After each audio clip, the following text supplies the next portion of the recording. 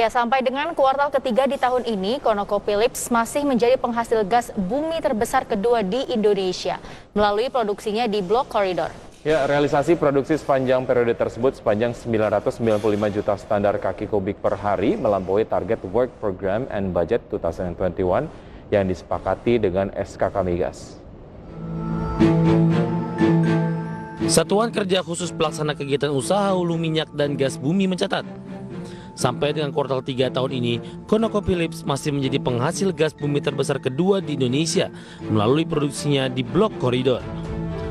Realisasi produksi yang dicatat sepanjang periode tersebut sebesar 995 juta standar kaki kubik per hari.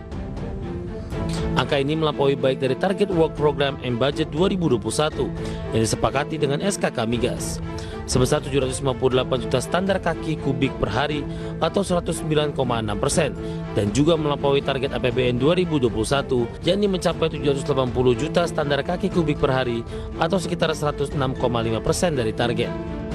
Tidak hanya dari produksi gas bumi, kinerja ConocoPhillips tercatat masih cemerlang dari realisasi produksi minyak dan kondensat pada periode tersebut.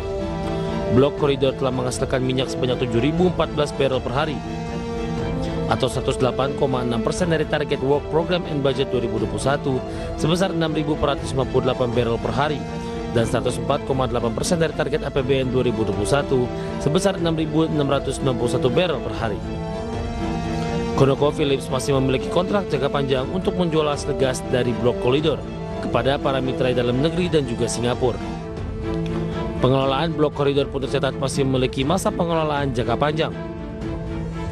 Kementerian Energi dan Sumber Daya Mineral telah resmi menyerahkan pengelolaan Blok Koridor ke ConocoPhillips, Pertamina, dan Repsol untuk jangka waktu 20 tahun mulai 20 Desember 2023 dengan skema bagi hasil kotor atau gross split.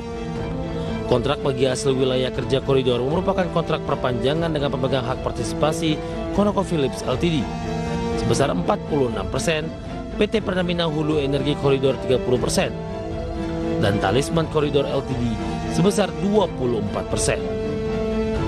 Jakarta, Tim Liputan ADXJ.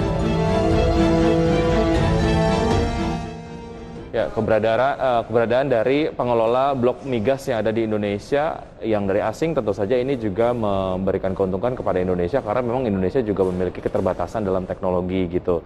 Nah, ketika misalnya ada perusahaan-perusahaan pengeksplor blok migas yang ada di Indonesia, perusahaan-perusahaan asing ini mulai hengkang, artinya ada teknologi-teknologi yang idealnya sih itu sudah sempat tersampaikan ataupun mungkin teredukasi lah kepada SDM-SDM yang ada di Indonesia. Jadi ketika mereka hengkang, SDM yang ada di Indonesia tinggal meneruskan gitu. Tapi kalaupun misalnya teknologinya belum tersampaikan gitu ya, belum terdistribusi dengan baik, kayaknya sih ini takutnya akan mempengaruhi terhadap eksplorasi migas yang ada di Indonesia gitu. Jadinya kurang maksimal lagi. Oke, jadi memang ConocoPhillips ini akhirnya memutuskan untuk menjual seluruh sahamnya kepada Medco Energi atau MEDC, dan sejauh ini artinya ketika sudah dijual tidak ada lagi kegiatan apapun yang dilakukan oleh ConocoPhillips, baik itu dari sisi eksplorasi maupun produksi yang biasanya dilakukan di Blok Koridor tadi di Sumatera Selatan. Jadi benar-benar memutuskan untuk udah deh stop gitu ya, akhirnya diserahkan ke MEDC aja gitu. Oke.